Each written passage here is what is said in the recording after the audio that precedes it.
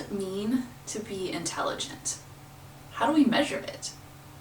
Do you think your intelligence level can change? These are questions that we can answer in our final section on cognition that focuses on intelligence theories. How we define it, how we measure it, what are some of the problems with intelligence, are all things that we look to answer in cognitive psychology. One of the most popular theories when it comes to intelligence is referred to as G, or general intelligence. General intelligence was introduced by a psychologist named Charles Spearman, who believed in the idea of a general mental ability that underlies all specific types of intelligences. So for those that usually score high in areas like math, would also do so in English. The idea of a single general intelligence is in opposition with ideas like multiple intelligences, or the idea that some people can excel in some areas as opposed to others. General intelligence, or G, is often supported by the idea of a single score for intelligence, like IQ, an attempt to create a standardized test that can measure somebody's general intelligence level.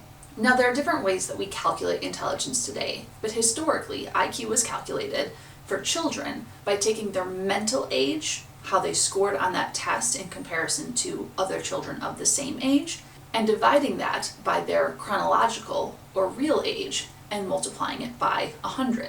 So if a 10-year-old child performs on the test like a typical 10-year-old, their mental age would be 10. 10 over 10 is 1, multiplied by 100, they have an average IQ of 100. But if they score as well as a 12-year-old, then they would have a mental age of 12 over their chronological age of 10, 1.2 times 100, they would have an IQ of 120.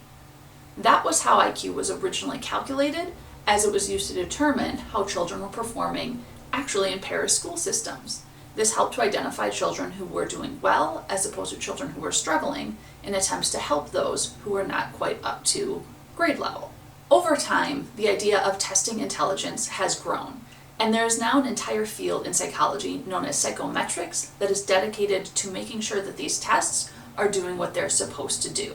So it's making sure that the test itself is fair and standardized, and that the results of these tests have some kind of meaning. Standardizing a test is a lot like standardizing an experiment in psychology. It is making sure that everyone who is taking the test is treated the same. Think about when you take a standardized test, like the AP exam, for example, where everyone is given the exact same amount of time, the same directions, and the same cues as they're taking the test to make sure that treatment is equal regardless of where a person is when they are taking that test.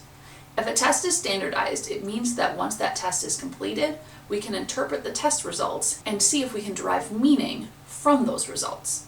We also can make sure that the test itself is doing what it is supposed to do, if the test is valid and if it is reliable. Validity is looking at whether or not a test is actually testing what it's supposed to.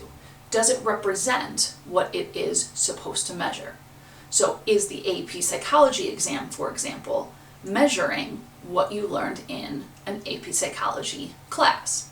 If it is, the questions and the material should be very similar to what you learned throughout the course. Validity is also used in the field of psychology when psychologists look to create tests or questionnaires to measure a theory, and that is referred to as construct validity. So if a psychologist wants to make a questionnaire on happiness, for example, they would be able to see if the results of this happiness questionnaire are actually valid, if the results match your own self-reported level of happiness. If it doesn't, there might be a problem with the theory, or there might be a problem with the test. And so we need to go back and change either one or both in order to make sure that the test is actually valid. We can also look for what's known as predictive validity, and that is actually seeing if this test can predict future performance on some type of construct being measured. Entrance exams for different types of graduate schools, for example, might be used for predictive validity. Taking the LSAT before going into law school might help people to see whether or not a person will be successful in law school, or MCATs before medical school. Tests that can accurately predict if someone will be successful in those areas would have predictive validity. In addition to a test being valid, we also need to make sure that it is reliable. and reliability means that the scores are consistent. There are different types of ways that you can test for reliability. One is known as test-retest, where someone takes the same test twice. Again, this is really important in psychology because if you were taking that happiness test and in the 2 times that you take it, you end up with 2 vastly different scores, one that says you're happy and one that says you're unhappy, that would not be a very reliable test to give people to measure their happiness levels. You can also look at split half reliability, where you take that test and divide it in half and look at the average scores for, say, the first half of the test and the second half of the test. If the scores are not consistent, there could be something wrong with that test construction that we need to take a look at.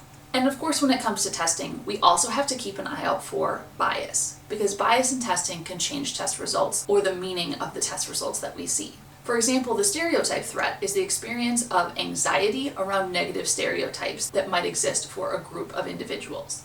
If people are told that they will not perform well on a specific measure, that could then actually lead them to perform worse on that intelligence test.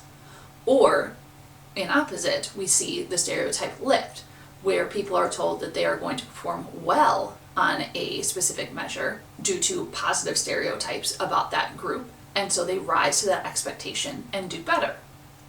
What this shows us is that tests are not always going to be true representations of a person's intelligence or learning. If they've been impacted by bias or stereotypes that have been introduced to them throughout the course of their life, that could affect their performance on those tests themselves. There's also the fact that intelligence scores have increased as time goes on. This is a phenomenon known as the Flynn effect, where we have seen every generation an increase in IQ scores. And this suggests that there might be a general rise in cognitive ability as we progress through generation to generation. There's also different types of tests that serve different purposes. Achievement tests, for example, are meant to reflect what someone has already learned. So tests that you take in class, for example, are referred to as achievement tests. Aptitude tests are meant to demonstrate potential of how someone will likely do in future areas. Tests like the SAT, for example, are said to be aptitude tests that are supposed to show how you will do in the future. And the final thing to touch on when it comes to testing and intelligence is that people have different beliefs when it comes to intelligence. Some people believe that their intelligence is fixed and will never change, whereas others believe that our intelligence can change over time.